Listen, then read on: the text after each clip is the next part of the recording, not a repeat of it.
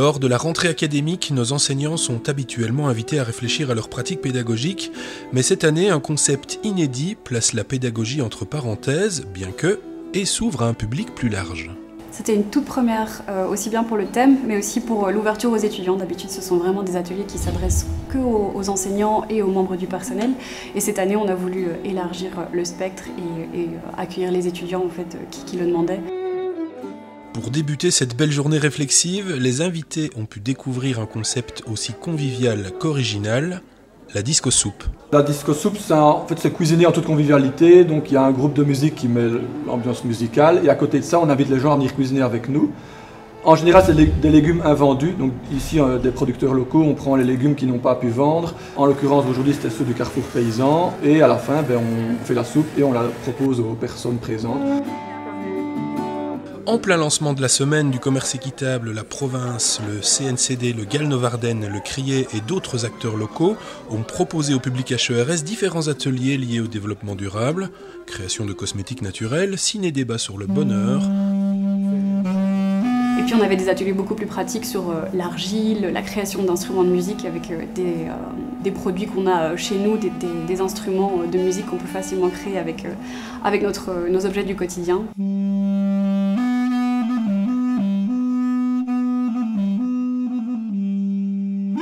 Je pense que le son est universel. En plus, le travail que je propose s'inscrit vraiment de manière très concrète dans la vie contemporaine, dans la vie de tous les jours, parce que ce sont des objets que tout le monde connaît, que tout le monde côtoie.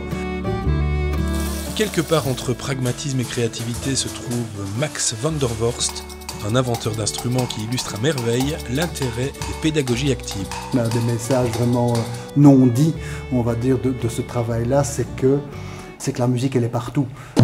C'est sûr que j'essaie d'utiliser en apparence le non cognitif, comme on dit, en pédagogie. Donc, imitation, amusement, ludique, découvert par soi-même. On pourrait dire de la pédagogie active, hein. C'est aussi simple que ça.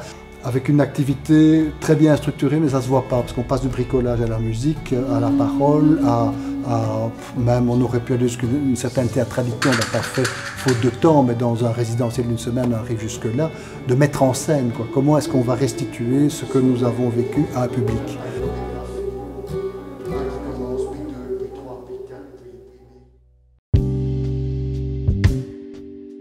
Autre question du jour, pourquoi utiliser de l'argile à la place d'un plâtre classique ? Alors l'avantage majeur, c'est la régulation de l'hygrométrie, pour avoir une ambiance ni trop sèche, ni trop humide. Mais c'est également un matériau qui a une très grande inertie thermique, qui peut permettre de rappeler dans une maison neuve l'ambiance d'une maison ancienne avec des gros murs en pierre, au niveau de la fraîcheur en été notamment. Au niveau du prix, ce qui est important, je crois, c'est de voir le prix sur la durée de vie d'une maison. L'amélioration du confort qu'on aura, peut-être l'absence de développement de problèmes au niveau respiratoire, mais ça demande une autre échelle de perception des coûts. Et puis, le GAL Novarden tenait à faire connaître un nouvel outil au service des producteurs locaux. En fait, on a réalisé une carte de tous les producteurs des 4 communes sur lesquelles on travaille, qui est actuellement un outil, juste une carte web. Parallèlement à ça, on a réalisé des portraits de tous ces producteurs de notre territoire.